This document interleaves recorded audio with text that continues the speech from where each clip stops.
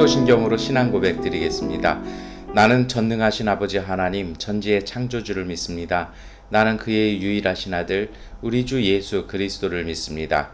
그는 성령으로 잉태되어 동정녀 마리아에게서 나시고 본디오 빌라도에게 고난을 받아 십자가에 못 박혀 죽으시고 장사된 지 사흘 만에 죽은 자 가운데서 다시 살아나셨으며 하늘에 오르시어 전능하신 아버지 하나님 우편에 앉아 계시다가 거기로부터 살아있는 자와 죽은 자를 심판하러 오십니다.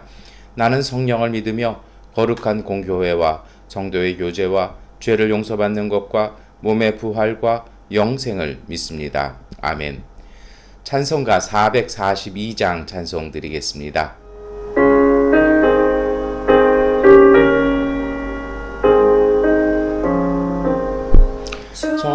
저장미꽃 위에 이슬 아직 맺혀 있는 그대의 귀에 원원이 소리 들리니 점성 번며 하다 주님 나와 동행을 하면서 나를 친구 삼으셨네. 우리 서로 받은 그 기쁨은 알 사람이 없도다. 그 정한 주의 음성 오늘 새도 잠잠케 한다. 내게 들리던 주의 음성이 늘 귀에 쟁쟁하다. 주님 나와 동행을 하면서 나를 친구 삼으셨네. 우리 서로 받은 그 기쁨은 알 사람이 없도다. 밤 깊도록 동산 안에 주와 함께 있으려 하나. 괴로운 세상에 할 일 많아서 날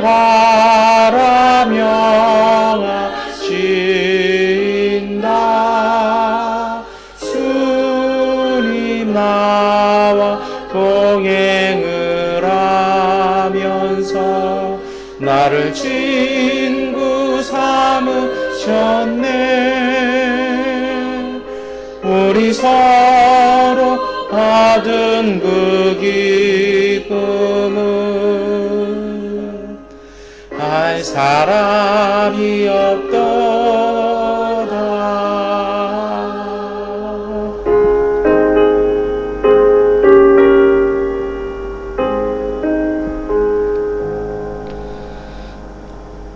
사무엘하 7장 4절부터 17절까지의 말씀을 세번역번 성경으로 함께 읽겠습니다.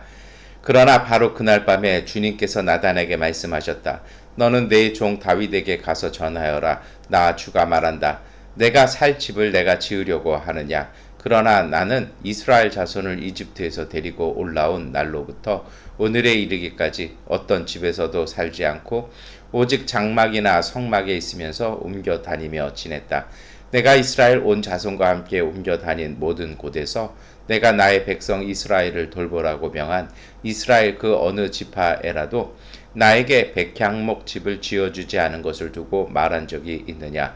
그러므로 이제 너는 나의 종 다윗에게 전하여라. 나 만군의 주가 말한다. 양떼를 따라 다니던 너를 목장에서 데려다가 내 백성 이스라엘의 통치자로 삼은 것은 바로 나다. 나는 내가 어디로 가든지 언제나 너와 함께 있어서 내 모든 원수를 내 앞에서 물리쳐 주겠다.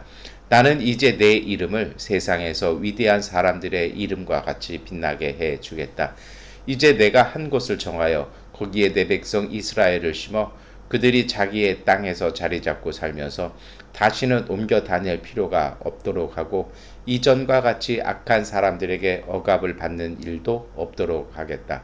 이전에 내가 나의 백성 이스라엘에게 사사들을 세워준 때와는 달리 내가 나를 너의 모든 원수로부터 보호하여서 평안히 살게 하겠다.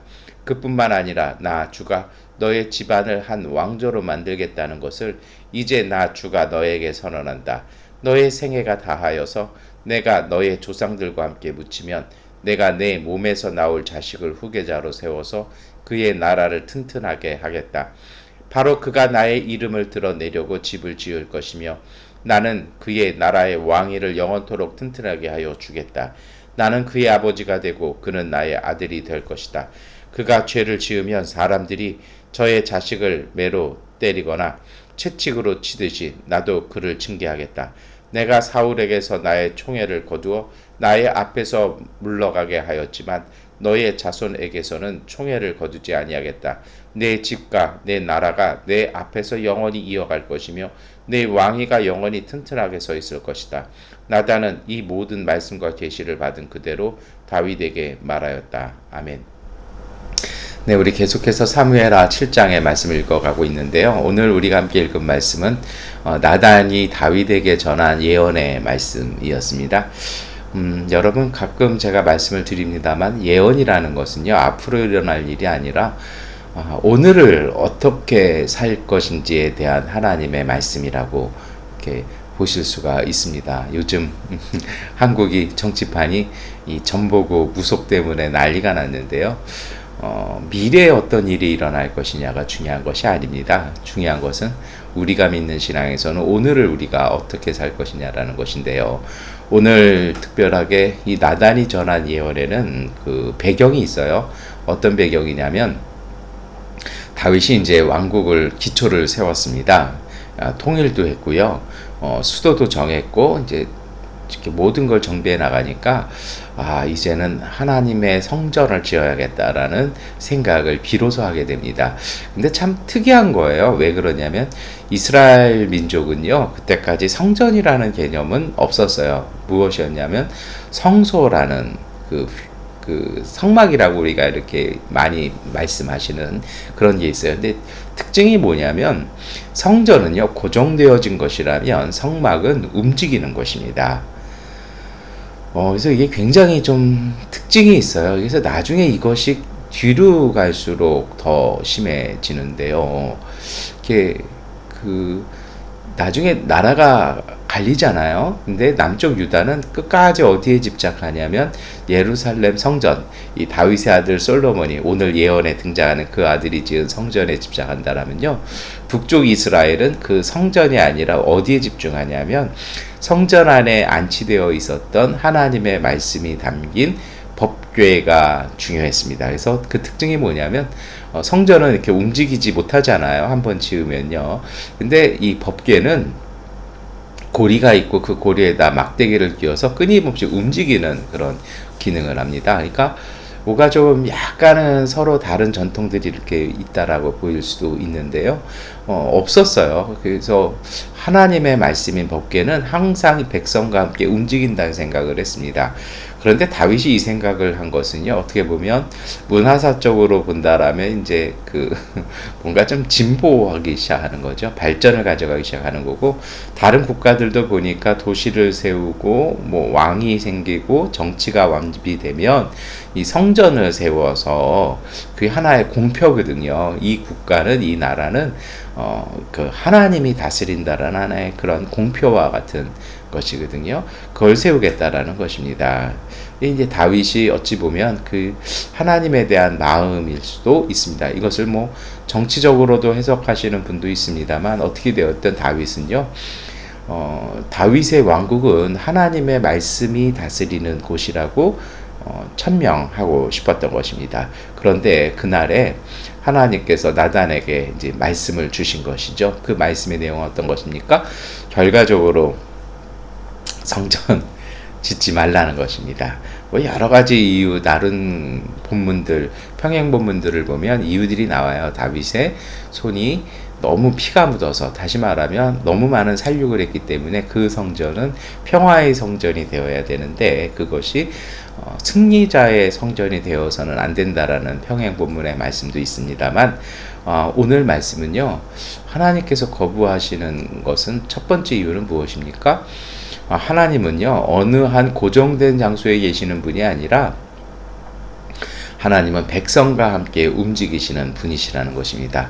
요즘 오늘 우리도요, 그 예배실을 장소를 옮겼습니다. 그래서 이제 2월 첫째 주일부터 예배를 이렇게 드리려고 하는데요.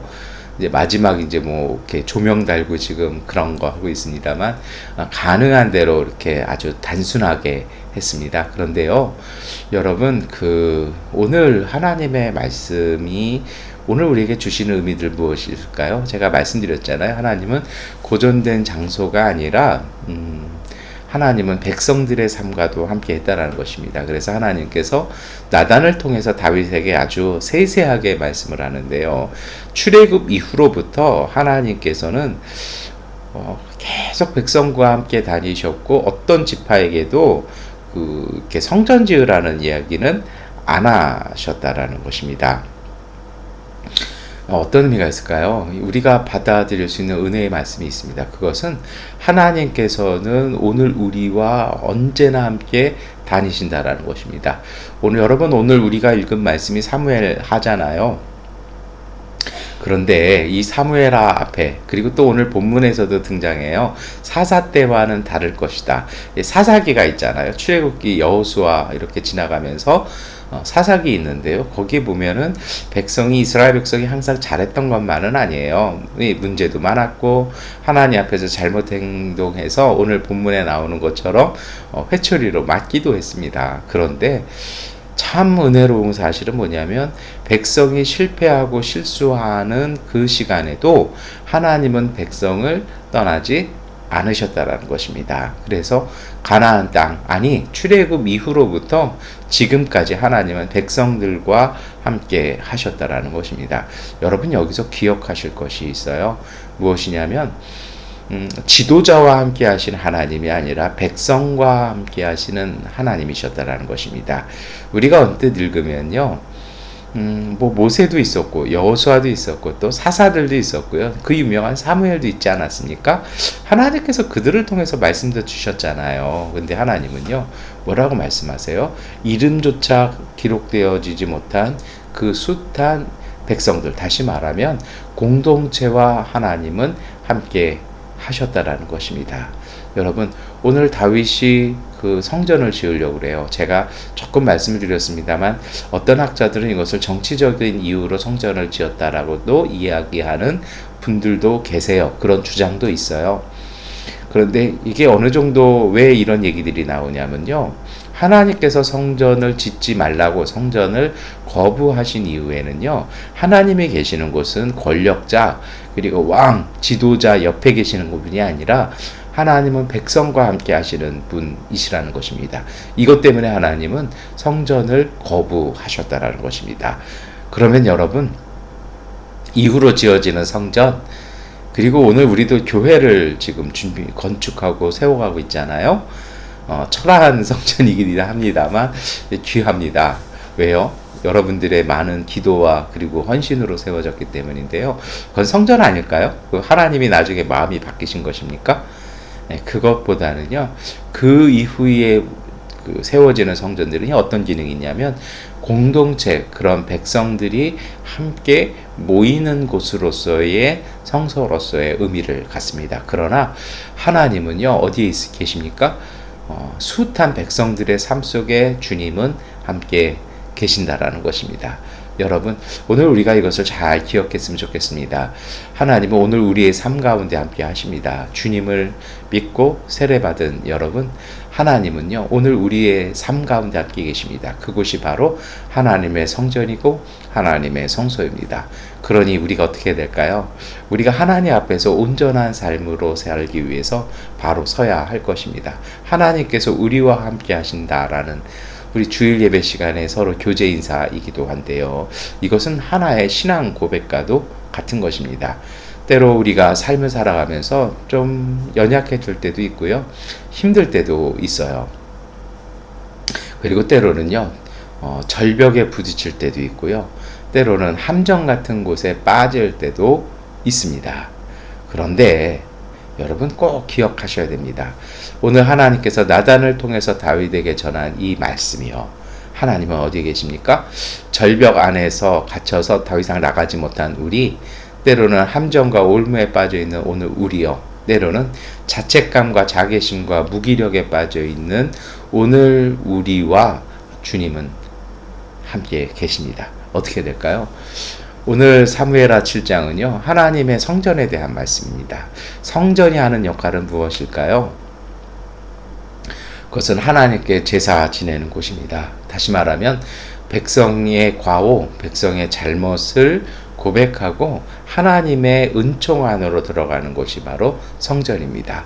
그렇다면요, 오늘 우리의 삶이 곧 하나님의 성전이라는 말씀은요, 하나님이 우리와 함께 계신다라는 그 말씀과 합해지면 어떤 뜻이 있습니까? 주님과 함께 하는 삶, 그 삶이 가지고 있는 고백과 특징이 있죠. 어떻게 됩니까? 그것은 경배와 찬양일 것입니다. 매 순간마다 찬양하며 기쁨으로 살아야 할까요? 그러고 싶은데 참 우리는 힘이 들 때도 있고 그러지 못할 때도 있죠. 그런데 여러분 꼭 기억하실 것이 있습니다. 우리가 뭔가 무기력과 무능력, 때로는 여러 가지 어려움 속에, 자괴감 속에, 때로는 여러 가지 회방과 함정 속에 빠져 있을 때요. 여러분 그 속에 하나님이 계신다라면요, 내 문제에 휩싸여서 앉아 계지 마시고 우리와 함께 계시는 하나님 앞에 엎드리시기를 축원합니다. 그 하나님께서 일하시는 시간입니다. 그것은 하나님께 드려져야 될 시간이라는 것입니다. 저도 최근에 좀 한 게, 제가 어떤 함정 하나에 빠졌더라고요. 가끔 잘 빠집니다. 제가 좀 단순하고 생각이 깊지 못해서 빠질 때가 있어요. 근데 그럴 때마다 제가 고백하는 믿음이 있습니다. 이 일이 이렇게 되었으나 이 일을 통해서 하나님의 영광이 드러나게 해달라고 기도할 때가 있습니다. 그리고 그렇게 기도합니다. 목사 안수 받고 나서요, 참 여러 번 빠졌던 것 같아요. 아주 조금 이렇게 그런 생각과 그런 마음 가진 분들이 제 주변에 항상 있었던 것 같아요.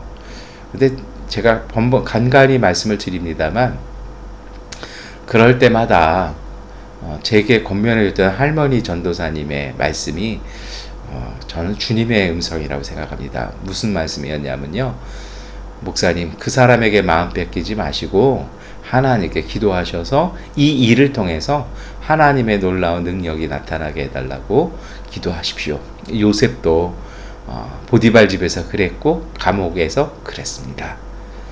그래서 분노하기보다는요, 그 일을 통해서 하나님의 놀라운 역사가 일어나도록 기도하는 것입니다. 모르드게와 에스더에게 일어났던 일들이 일어나도록요.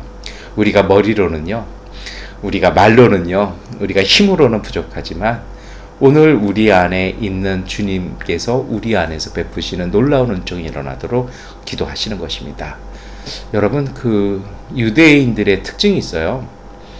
정말 끈질긴 민족이잖아요. 아직도 이렇게 있잖아요. 지금 남아있는 이스라엘 사람들은 대부분 유대 지파의 후손들이거든요. 10지파 거의 사라졌다라고 보거든요. 놀라운 것이 무엇입니까? 중세 유럽이든 아니면 로마 시대든 아니면 히틀러든 여러 가지 이민족들이 그들을 말살하려고 하고 짓밟으려고 해도요, 그들은 어떻게 하는 겁니까? 악착같이 생존하지 않습니까? 생존할 뿐 아니에요. 그들은요, 자신들을 괴롭혔던 민족들에게 결국에는 사과를 받아냅니다.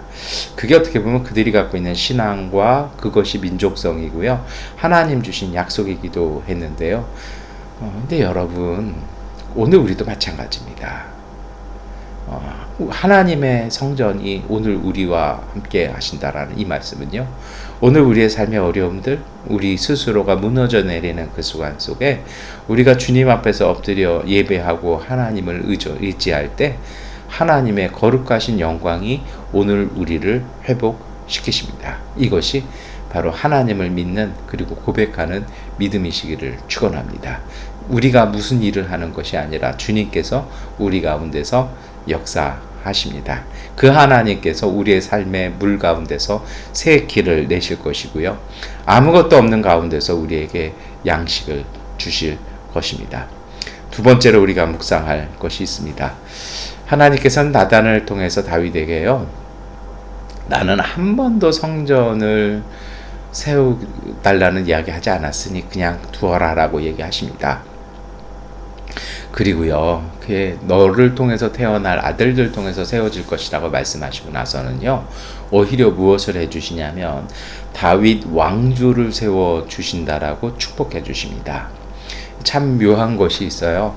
이 집이라는 말이 히브리어에서는 베스입니다. 베드라고 이렇게 해서 뭐 베들레헴이라든지 뭐 우리가 여러 군데 이렇게 지명 이름 크리스마스 되면 꼭 언급하잖아요. 근데 이 왕조라는 말도요, 다윗의 집이라고 표현하거든요. 그러니까 다윗은 하나님께 집을 지어 드리겠다라고 말씀드렸는데요, 오히려 하나님께서 다윗에게 집을 지어주겠다라고 말씀하시는 겁니다. 히브리어에는 그렇게 되어 있습니다. 그래서 우리는 이것을 이제 왕조라고 번역을 하는데요, 9절 말씀 우리가 함께 읽겠습니다. 나는 내가 어디로 가든지 언제나 너와 함께 있어서 내 모든 원수를 내 앞에서 물리쳐 주겠다. 나는 이제 내 이름을 세상에서 위대한 사람들의 이름과 같이 빛나게 해 주겠다. 여러분, 오늘 왜 하나님께서 이 말씀하실까요? 계속 말씀드립니다만 하나님은 성전, 집을 거부하셨습니다. 대신에 그 하나님께서 하시는 일은요, 오늘 믿음의 사람들의 집을 지어주시겠다고 말씀하십니다. 저는 앞서서 하나님은 오늘 우리의 삶 가운데 함께 계신다라고 말씀을 했습니다. 그러니 우리의 삶의 자리에서 하나님 앞에 경배함으로 하나님의 거룩한 영광이 오늘 우리의 삶의 문제를 풀어주시기를 위해서 기도해야 된다라고 이렇게 또 권면해 드렸는데요, 같은 말씀이에요. 하나님의 성전은 어떤 것입니까? 참된 주님의 성전은요, 주님을 믿는 사람들의 삶에서 온전해지는 것이 바로 하나님의 성전입니다. 여러분, 성전이라는 건물은요, 하나의 이런 기념비적인 거예요. 그래서 교회를 건축할 때 뭐 중세 카톨릭 같은 경우에 얼마나 교회를 화려하게 짓습니까? 뭐 스페인에 가면요, 아직도 200년 동안 짓는 가우디 그 가족 성당, 그 파밀리에 샤플이 있긴 있어요. 뭐 그런데 그게 왜 그렇게 지어요? 하나님을 표현하고 싶어서 그렇게 하는 거거든요. 그래서 그 건축 자체가 하나의 조각과도 같은 것이고요, 하나님을 느끼도록 이렇게 하는 것입니다. 그런데요, 오늘 사무엘하 7장에 하나님은요, 뭐라고 말씀하시냐면 오늘 우리의 삶을 통해서 하나님께서 세워가시는 삶이 곧 하나님을 드러내는 영광된 성전이라는 것입니다. 그러면요, 어떻게 읽어나갈 수 있을까요? 하나님은 오늘 우리의 삶 가운데 하나님의 성전을 직접 지어 가십니다. 무엇을 통해서요? 오늘 우리의 삶을 통해서 지어 가십니다. 여러분, 오늘 우리가 이것을 기억했으면 좋겠습니다. 삶을 살아가면서 우리도 실수하고 때로는 넘어질 때도 있고 부족할 때도 있습니다. 그러나 기억하십시오. 내 삶의 주권자 하나님께서 내 삶을 이끄신다라는 것이요. 그래서 낙심하지 않고 좌절하지 않았으면 좋겠습니다. 그리고 헛된 꿈 꾸지 않았으면 좋겠습니다. 부질없는 것에 마음 빼앗기지 않았으면 좋겠습니다. 하나님께서 오늘 우리의 삶을 이끌어 가시고 인도하시는 그 삶에 오늘 우리가 그것을 믿고 순종했으면 좋겠습니다. 여러분, 우리에게 필요한 것이 있어요. 오늘 우리 안에 담겨있는 하나님의 생명, 하나님의 이 약속을 믿으시기를 축원합니다. 여러분, 이것을 잊지 않으셔야 됩니다. 그렇다라면요, 우리가 좌절할 이유도 없고 낙심할 이유도 없죠. 어떻게 해야 될까요? 우리의 삶 가운데 임재하신 하나님의 손길을 주목하십시오. 그 손길의 인도하심을 구하시고 하나님과 동행하십시오. 하나님을 믿고 일어서시기 바랍니다. 저는 이 말씀 드리면서 복음서의 말씀이 생각이 납니다. 예수님께서 오늘 우리에게 좋은 땅에 뿌려진 씨앗이 결실을 낼 것이라고 말씀하셨습니다. 그래서 거기에 길가 땅도 나오고 가시 땅도 나오고 돌밭도 나오죠.